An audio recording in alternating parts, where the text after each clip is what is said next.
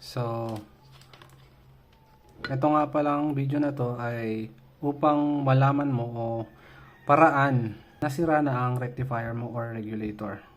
So, meron ako ditong dalawang example, yung okay at saka busted na.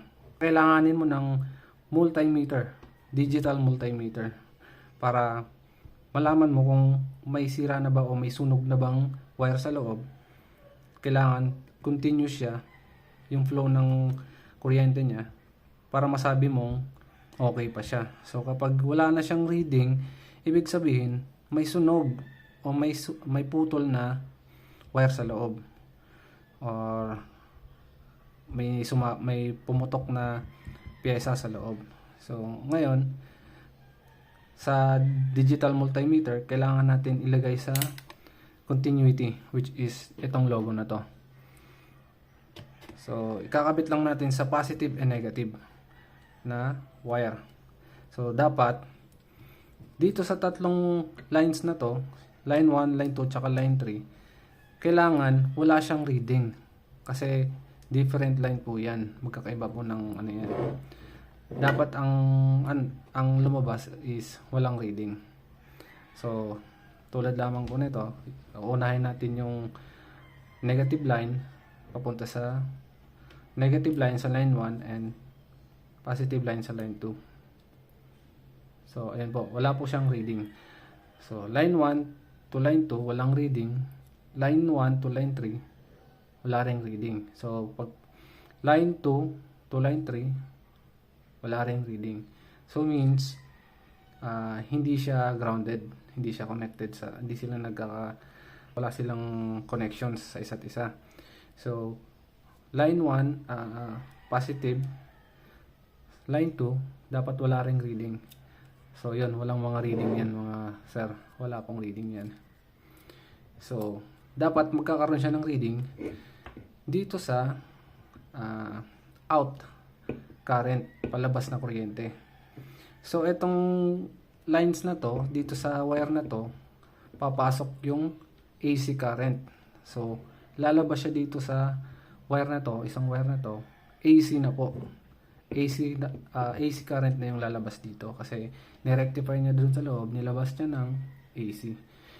So, ganun po yung sequence niyan.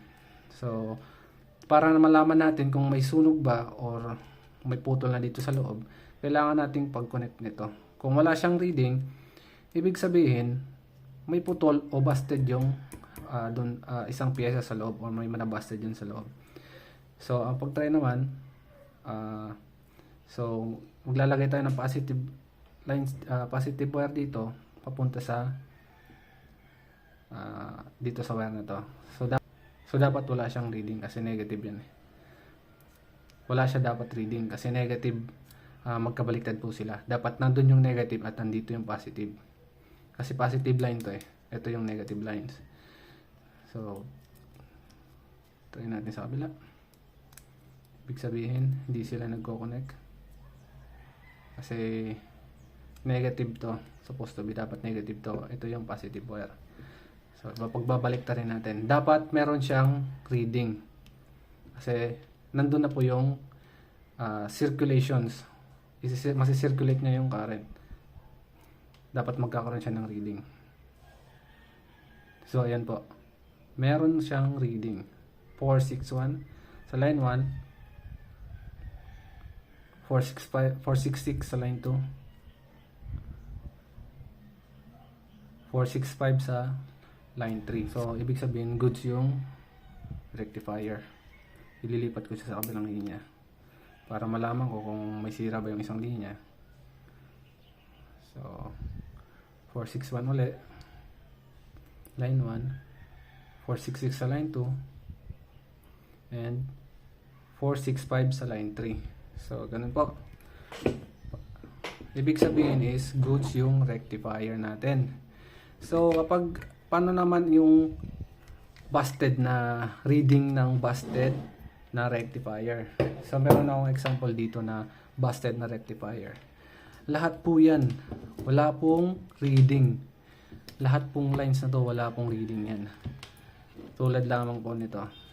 'Di ba dapat magkaka-reading siya kapag negative yung nandito para mag-circulate siya sa positive lines. Magkukunik ako ng kahit isang line dito. Yun po. Wala pong reading. Ibig sabihin, busted na po siya. Wala na pong circulations na nangyayari. Hindi na mailalabas yung kuryente. So, yun yung naging dahilan kung bakit nasira si stator kasi hindi na nakakalabas yung kuryente. Hindi na nadedetect na full yung battery kasi busted nga to. So magpo-produce ng kuryente si stator, hindi siya makakapag pahinga. So magkakaroon siya ng overheating. Lalo na kapag naka-full high rev, di mas lalo